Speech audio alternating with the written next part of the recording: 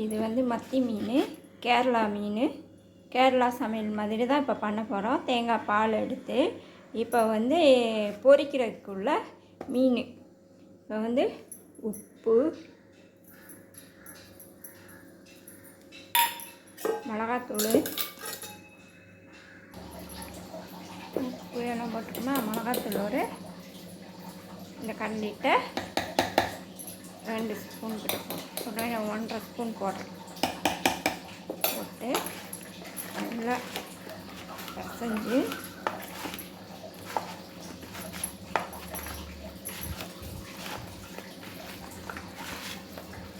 இது வந்து வறுக்கிறதுக்கு நம்ம பிசைஞ்சு வைக்கணும். நான் வந்து மசாலா பொடி தான் பிசைஞ்சு வைப்பேன். நான் கடைப்பொடியெல்லாம் வாங்க மாட்டேன். இதே எல்லாமே நல்லா கலர்ஃபுல்லாக தான் இருக்கும். எல்லாம் நான் போட்டு அரைச்சி வச்சுருக்கேன். அதனால் நல்லாயிருக்கும். கருகெல்லாம் செய்யாது, ஒரு மாதிரி கருப்பாகுமே, அதெல்லாம் செய்யாது என்னோடய இதில்.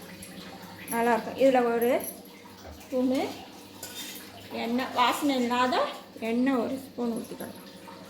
பொரிக்கிறது நல்லாயிருக்கும், கிறிஸ்பியாக இருக்கும். அதுக்காக தான் எண்ணெய் ஊற்றுறது. இப்போ இது 3 தக்காளி, இது மாதிரி ஒரு தேங்காய் உடச்சி வச்சுருக்கேன். இது வந்து பால் எடுக்கிறதுக்கு சில்லு போட்டு வச்சுருக்கிறேன். இப்போ தேங்காய் பால் எடுத்துகிட்டு குழம்பு தாளிக்கிறத நான் காட்டுறேன். கேரளா மீனுக்குள்ளே பொருள் கட் பண்ணி வச்சுருக்கேன். சின்ன வெங்காயம் கட் பண்ணி வச்சுருக்கேன். ஒரு 4 இஞ்சி துண்டு பீஸு, இப்போ மாங்காய், இது வந்து கொடைப்புளி, கருவேப்பிலை, தக்காளி கொஞ்சம் அரைச்சி வச்சுருக்கேன், தேங்காய் அரைச்சி வச்சுருக்கேன். கேரளா மீனுக்கு ஒரு 7 மீன் போடுறதுக்கு எடுத்து வச்சுருக்கேன். இப்போ தாளிக்கிறதுக்கு அடுப்பு பற்ற வச்சு விட்ருக்கேன். மீன் பொரிக்கிறதுக்கு எண்ணெய் ஊற்றி வச்சுருக்கிறேன். இப்போ இதை தாளிக்கிறதுக்கு எண்ணெய் ஊற்றப்போம்.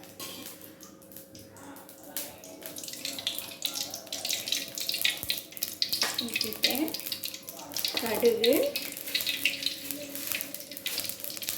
வெடிக்கட்டும். இது எண்ணெய் காஞ்சிச்சு, மீன் பீஸ் போடுவோம்.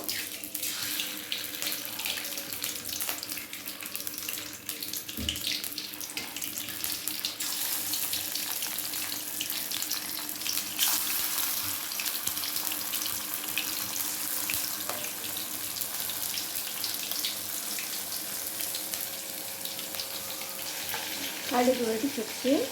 இப்போ வந்து இதெல்லாம் கொஞ்சம் போட வேண்டும்.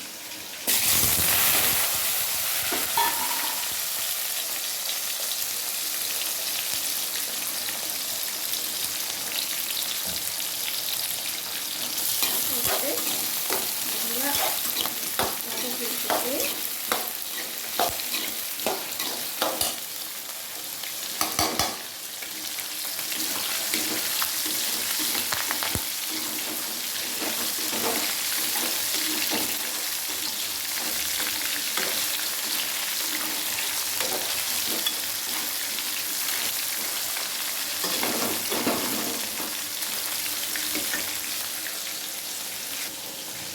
நல்லா வதங்கிடுச்சு. இப்போ 3 ஸ்பூன் மிளகாத்தூள்,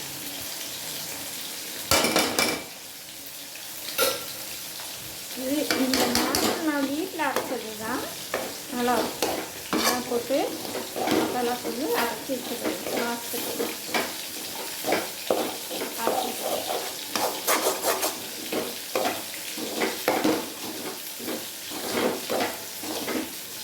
நல்லா கிண்டி விட்டுட்டு உப்பு கிண்டு அளவாக போட்டுக்கோங்க. உங்களுக்கு தேவையான அளவாக போட்டுக்கோங்க. இப்போ தக்காளி சாப்பிட்டு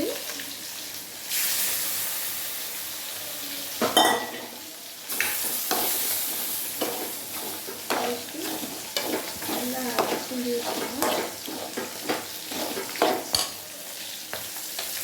இப்போ பாருங்கள், 10 வச்ச மீன் எப்படி இருக்குது? கடையில் வாங்கின சிவப்பாக இருக்கா? கிறிஸ்பியாக இருக்கும், நல்லாயிருக்கும். வீட்டில் அரைச்ச மிளகாத்தூள் தான். தக்காளி நல்லா இதாகிடுச்சு.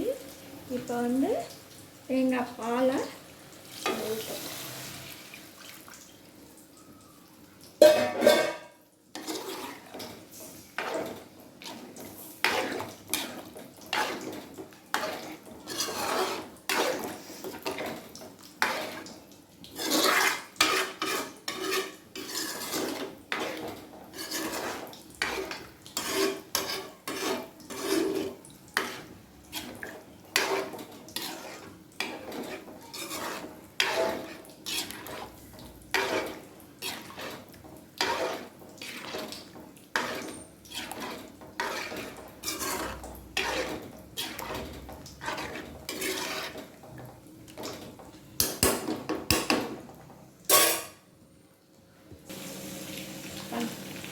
குழம்பு எப்படி நல்லா கொதிச்சு வந்துச்சா?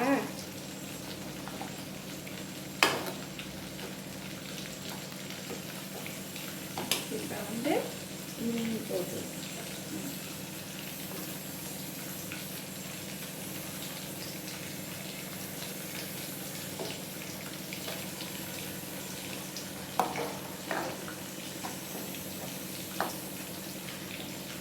ஏறலாம். மீன் குழம்பு ரெடியாகி வைக்கிட்டே இருக்குது. மீன் போட்டாச்சு, கொதிக்கட்டும். எல்லாமே போட்டுருக்கோம். இந்த இப்போ குழம்பு எப்படி இருக்குன்னு பாருங்கள். இப்போ நம்ம சாப்பிட போகிறோம். மீன் ஒரு துண்டு, மாங்காய் போட்டு எப்படி இருக்குன்னு பாருங்கள்.